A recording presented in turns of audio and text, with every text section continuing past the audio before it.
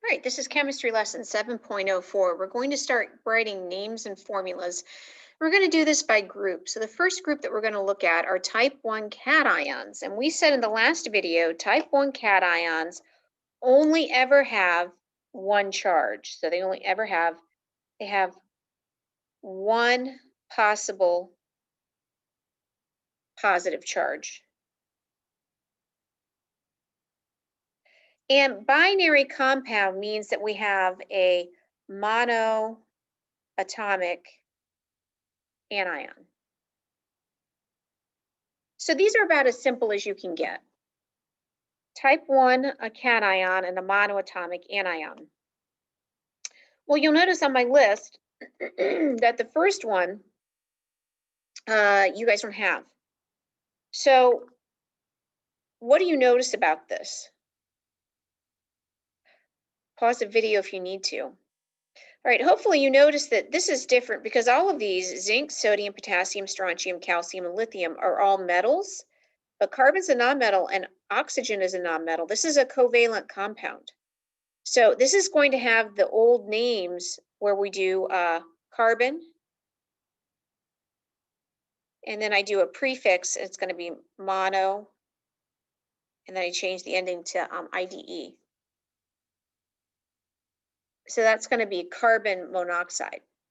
Again, just to reaffirm, just to emphasize with you guys that you have to look and see first, do you have a covalent or do you have an ionic compound? All right, let me reset my page.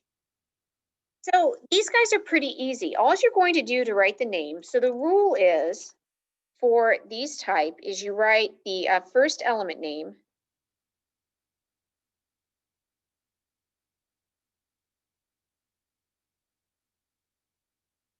and then plus the name of the second element ending with IDE. Because this is ionic, there are no, so we're talking ionic, there are no prefixes. Covalent prefixes are for covalent only. So this guy had prefixes, but that's because this is a covalent. So I'm just going to kind of put a line through this so we don't get confused here.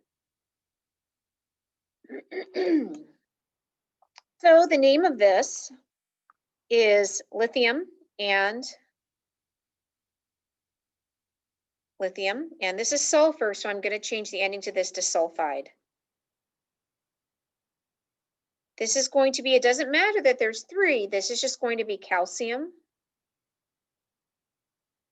And it doesn't matter that there's two here, this is going to be nitride. Because with ionic compounds, no prefixes, only with covalent. Okay, go ahead and try to name the rest of these and we'll come back and see how you did. So I'll pause the video.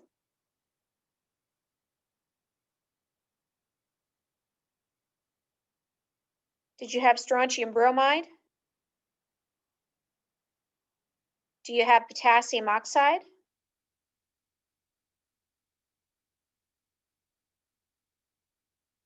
Do you have sodium chloride?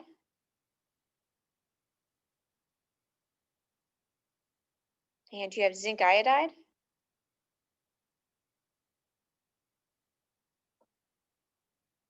If so, good job. All right, so writing those names are pretty easy as long as you identify it correctly. If you don't identify it correctly and use the right set of rules, then this can be a really challenging chapter. So how do we go from a name to a formula? The most important rule, so rule number 1 in ionic formulas is the net charge of your compound has to be equal to 0, or the net charge in your formula. The net charge in your formula must equal 0. So here we're combining magnesium that's +2 with chloride that's -1. if I put together one magnesium and one chloride, that would be +2 and -1. That would not give me a net charge of 0 because I would have a +1 charge. In order to get this to equal 0, I have to use a magnesium +2 and 2 chlorides. So that gives me a Cl -1, Cl -1. That's going to be -2. That's going to be +2. So MgCl2 is equal to 0. So let's do some of these for practice. All right, I have lithium. And I know that lithium is in the first row of the periodic table, and those only ever form +1. I have fluoride. Fluoride's a halogen. All the halogens form a -1. If I put together one lithium and one fluoride, will that give me a charge of 0? Yeah, +1, -1, that is 0. So this formula is LiF. So you always have to write, I would say down here, rule number 2,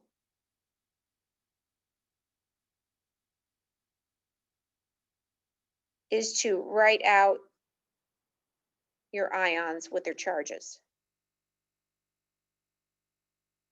off to the side. Because if you wrote this as Li +1 F -1, that's completely wrong. You can't write compounds with charges in them. But notice I wrote my charges up here off to the side. Cesium is also an alkali metal. So cesium, because the first row always forms +1, and iodide is a halogen. Iodide is going to be -1. So this is going to be CSI.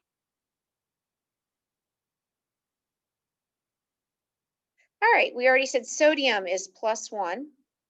Now, oxide is the row next to the halogens, and everything in that row, so oxide and sulfide, form -2. So this is going to be O -2. If I just write NaO here, I have a problem because I would have a -1 charge for my compound. In order to write this correctly, I'm going to have 2 of these. So I get a +2 charge, and I'm going to have one of these to have a -2 charge. So my formula here has to be Na2O. Okay, let's see if you can do sodium nitride. Go ahead and take a stab. All right, welcome back. Did you say sodium is +1 and nitride, either looking on your ion chart or the fact that it is in the 2 down from fluoride, is going to form a -3. In order to get a 0 charge here, I have to have 3 of these. +1, +2, +3, -3. So this has to be Na3N. All right, this one's a little tricky, so let's do this one together. Aluminum is actually technically not in the nonmetals, but it always forms a +3. It's a type 1. And sulfide is a -2. Well, for this, I still have to get to 0. So if I add a second sulfide, now I have -4, -2 plus -2 is -4, and I have +3. Well, that's not going to work. Let me try adding another aluminum. Now I'm at +6. Well, if I do another sulfide, that's going to give me -6. -2, -4, -6, +6. So this formula is going to be Al2S3. What you have to do when you have an even and an odd is find the least common multiple. Is that the right term? Where the smallest number that you can multiply these two and have the same number. So that's when you have a positive charge and a negative charge. All right, you're going to get some more practice for these in the homework, and we'll be doing that now.